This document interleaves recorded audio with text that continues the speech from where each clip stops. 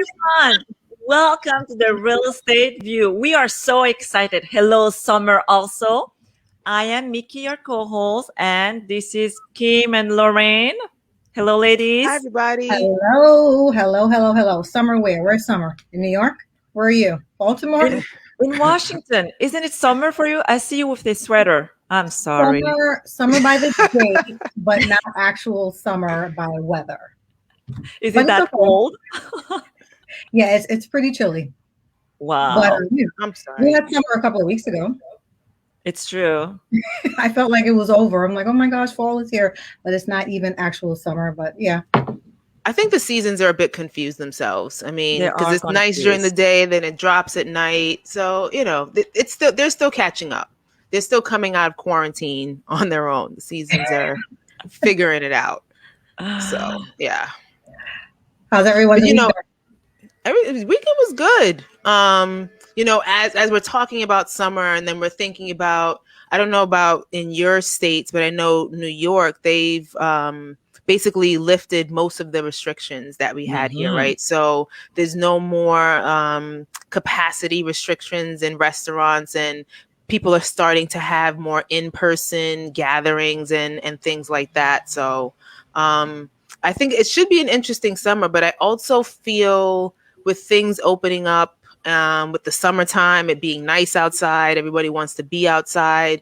That's also, I feel, going to affect the business and real estate and market, just the market in general. I don't know how you ladies, what you think about that, or if you're looking at the same things. Well, yes, on our, Baltimore, DC area market, it felt like it was like a spring market for the longest time. Market was hot. And then now it's like completely crazy. Like I don't even have words to describe it anymore. Because we used to say it's a very competitive, very hot market and all of that crazy. Now it's like above that. If someone wants to invent a term for this type of market, this is the time. Like let's figure out a new thing because we've never seen that. Yeah, Yeah, I would agree. I agree. I think it's the same here in Chicago a little bit.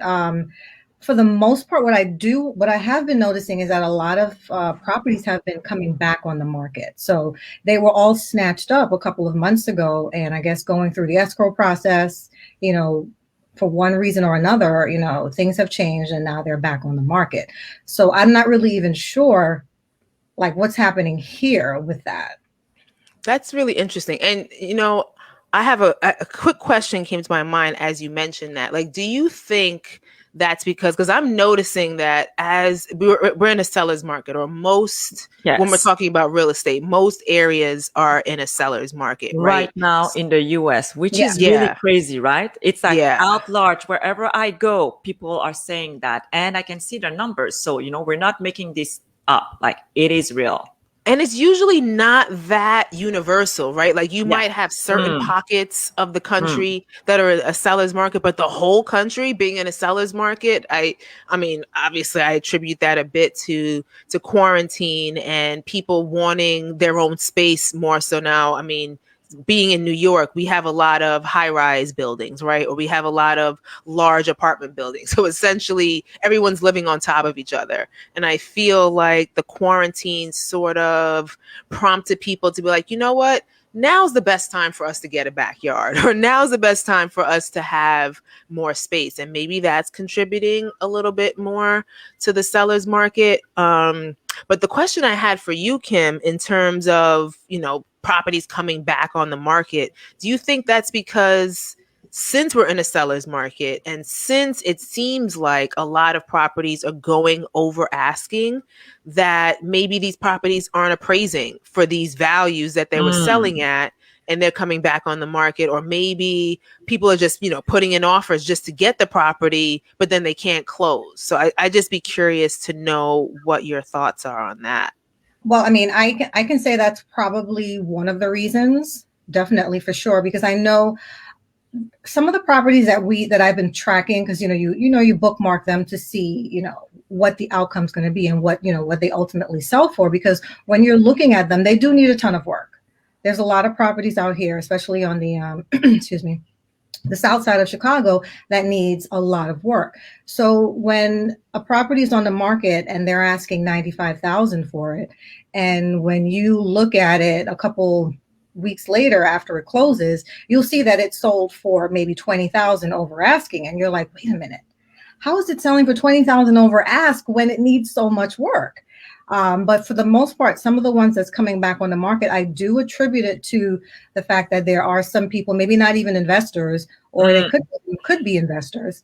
Maybe they're first-time homeowners who think that they can tackle a renovation project, and then once they get in there and they get an inspection, or they make it through the escrow process, and then it doesn't appraise for that value, then it does come back on the market. So I think there are a number of factors that contribute to those things coming back on the market.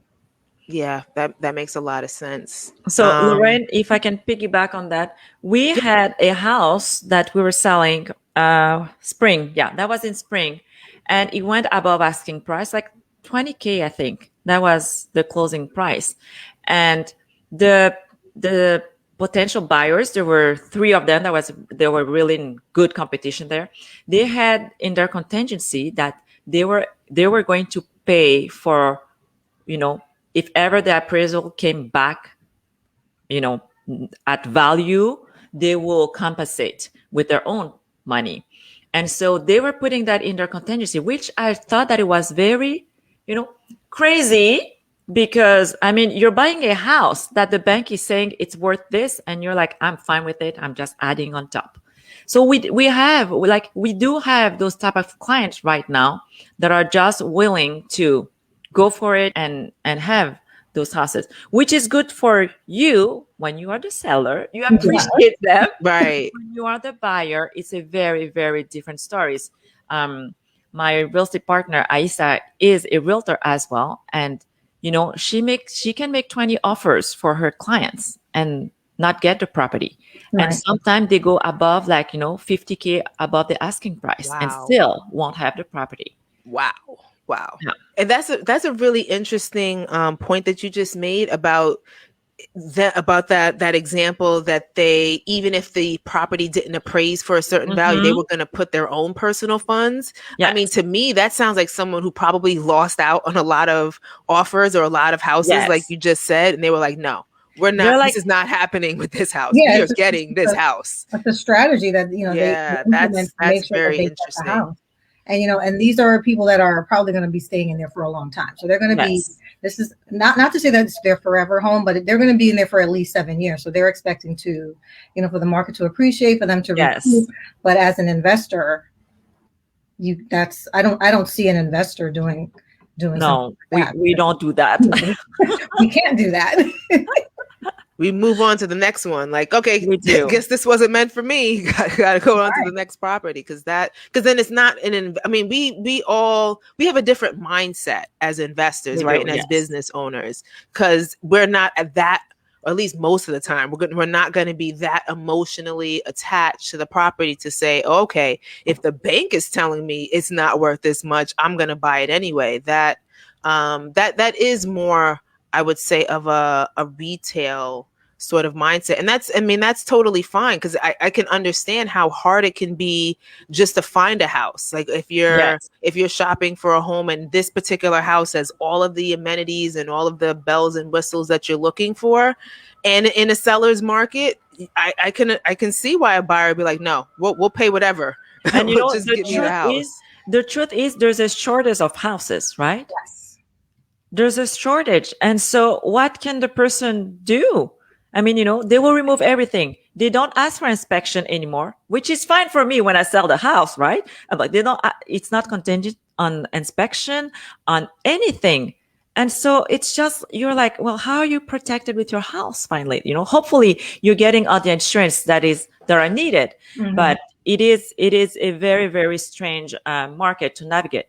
My question was for you ladies is, have this seller market, as competitive as it is, have that changed any of your strategies?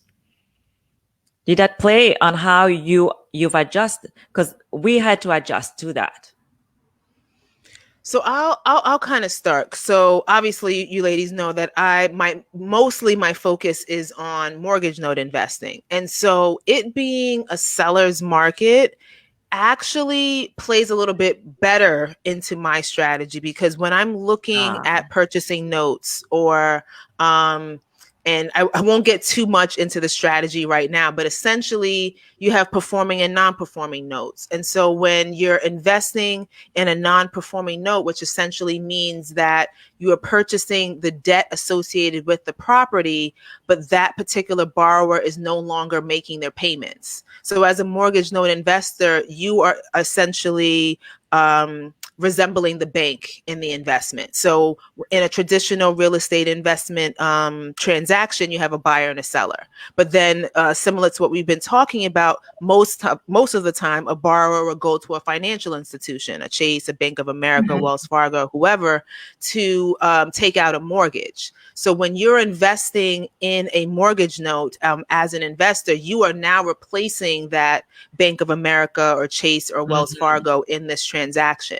So when you are buying the debt associated with the property and it's a non-performing note, meaning that this borrower is no longer making their payments for whatever reason, job loss, divorce, whatever, you are looking to either, as the bank, potentially foreclose on that property in order to be able to take the property back to sell it, or you also have the flexibility to modify the loan. So again, I won't get too much into the weeds on this episode, but the reason why I'm bringing up this example is because if you are looking to take the property back into your possession as the bank, your next thought process is the exit strategies, right? Yes. If I get this property back into my possession, what am I going to do with it? What makes the most sense? Does it make sense to try and create a new note and maybe do a seller financing? And I'm kind of piggybacking on Kim's expertise here with her creative financing background, but do I want to create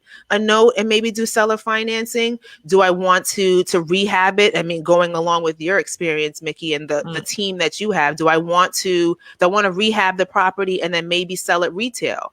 In a seller's market, that might actually play out to be very fruitful. Do I want to, maybe once I get the property back in my possession, sell it wholesale?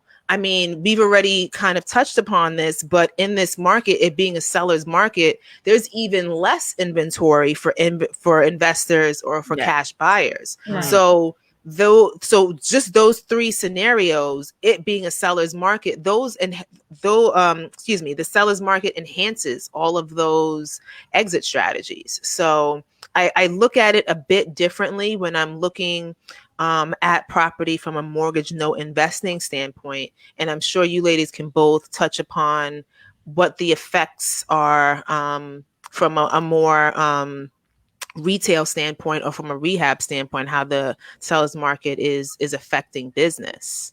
Well, I mean, what I want to say is that I know, for when the banks do the properties that the banks have ultimately foreclosed on over the last year, those properties are, they're now REOs, and when they put them on the market, they go fast. They don't sit. They're on, and they're putting them on at pretty much almost retail price. So they're getting snatched up pretty quickly. But I guess, Lorraine, with you in the note space, how, with moratoriums and talks of being lifted in the coming months, how is that going to either affect you, or maybe there'll be more opportunities for you? Like, how is that going to work?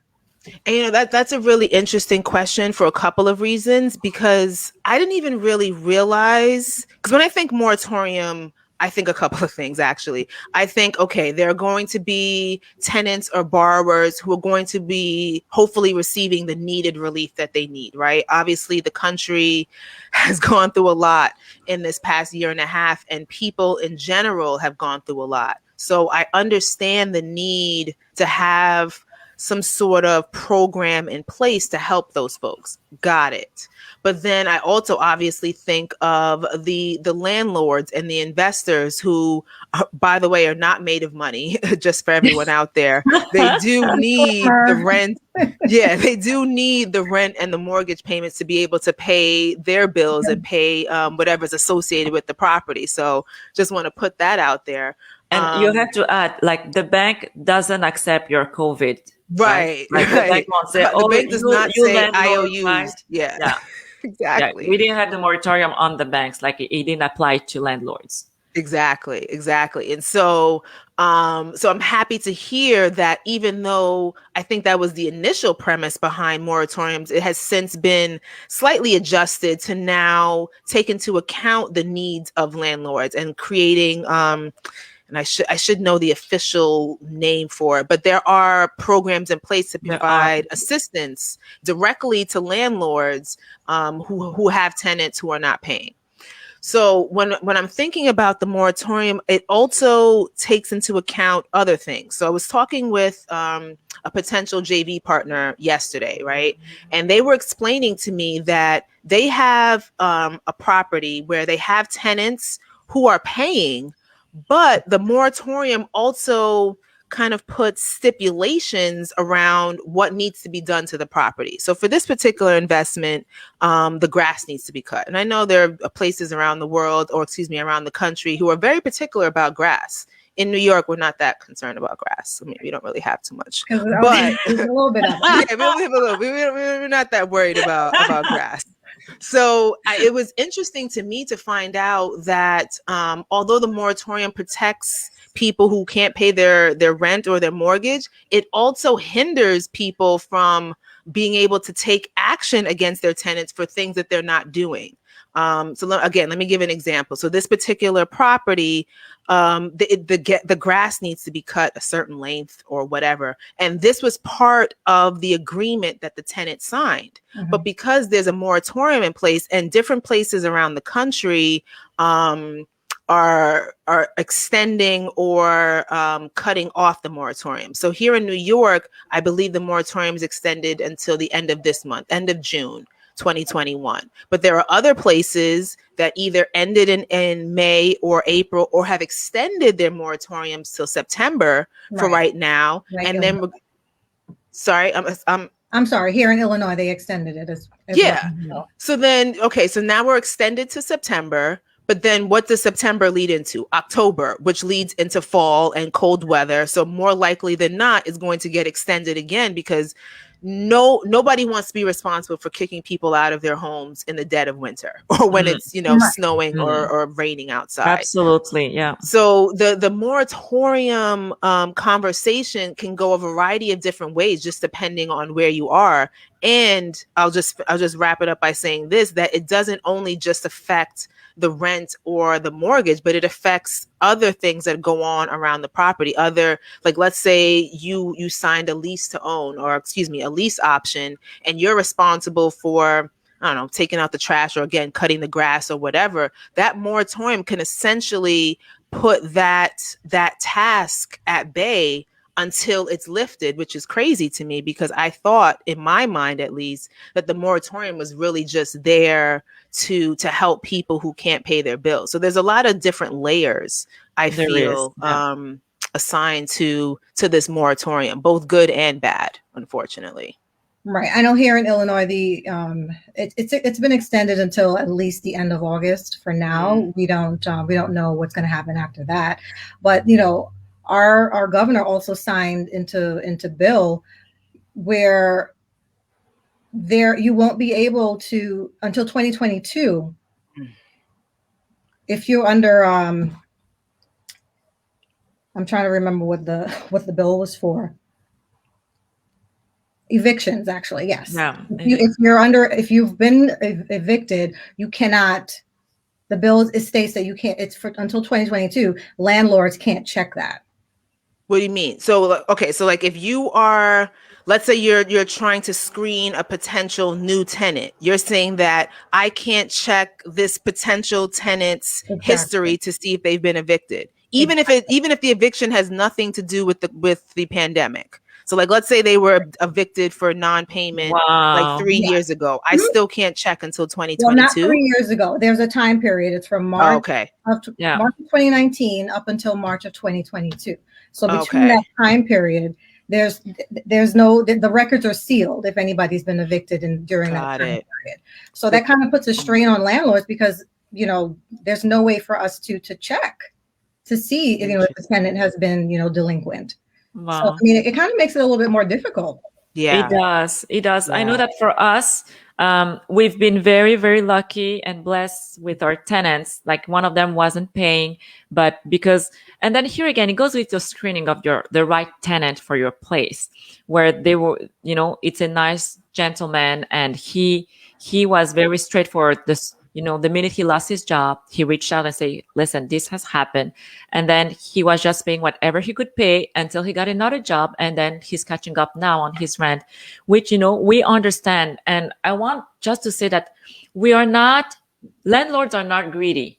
Like Lorraine was saying, we are still responsible for the mortgage each month that the bank is asking us, right? So we have those responsibility to think about. The other thing that how this whole situation affected our business was that we were putting houses or small multi-unit on a contract with the contingency that they will be vacant when we close on it. And so for us, it didn't really matter whether we closed it in a month. We can close in 3, 4, 5 months if this is the time that it takes to situate the person. And we did ask, property management to help them because they can apply. Some of them, actually most of them, at least in Baltimore, can apply for the program where they receive help, and then the landlord also can get some money. And when you take this time to work with them, usually things are a little bit more smoother, because I understand also this was a rough time for everybody.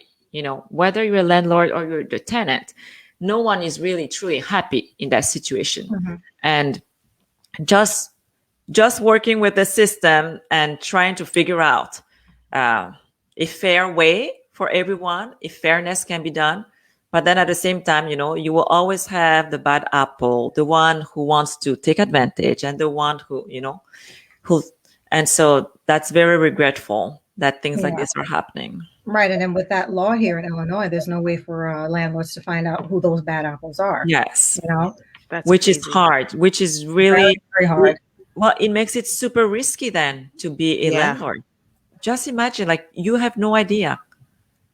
Yeah, I mean, there are lots of protections that were put into place for tenants. I mean, and nothing was put into place for landlords. And these are not like landlords that have these huge apartment buildings where if one person can't afford to pay, you have the other tenants that are able to pay. So this way you can kind of, put that money towards the mortgage and the water bill. And, some of these places you have to pay the gas bill and Taxes. and of Yes. course, taxes never go away. They actually only go up. I've never seen them go down. Like, Yep. Yeah. it's amazing to me that all the fees are always there, right? Like, I was actually waiting for a law just like this one for the tenants, that they would have done something for the landlord as well.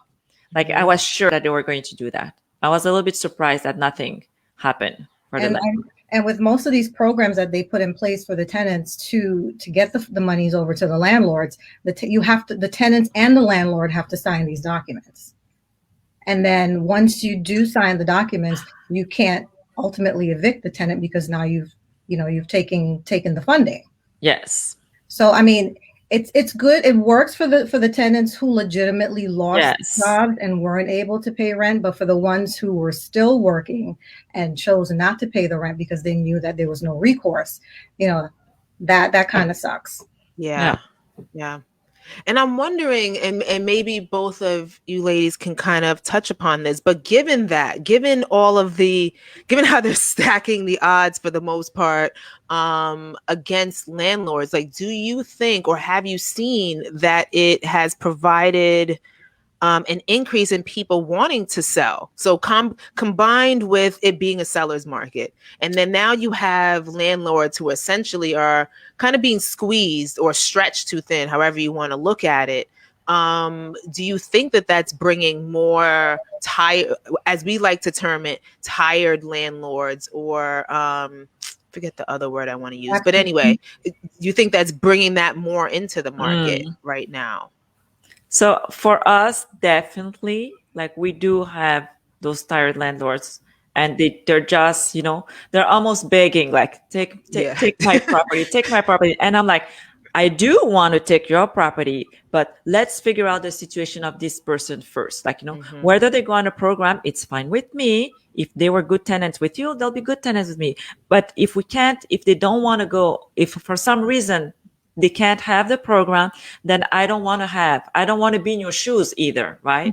And so there's all this back and forth of the conversation that's going on. But yes, there are more tired landlord.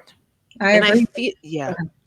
No, I'm sorry. I was just going to say, and I feel that it's basically similar to your point, that adds another layer of stress to the landlord, Oh, right? yes, Because it's like, definitely. okay, I purchased this property for an investment, or even if it's their home and they're doing like the house hack thing, where maybe you Yes. have a 3-family or whatever, so you're living in part of it, and then you have people living in the other Yes. parts of the house.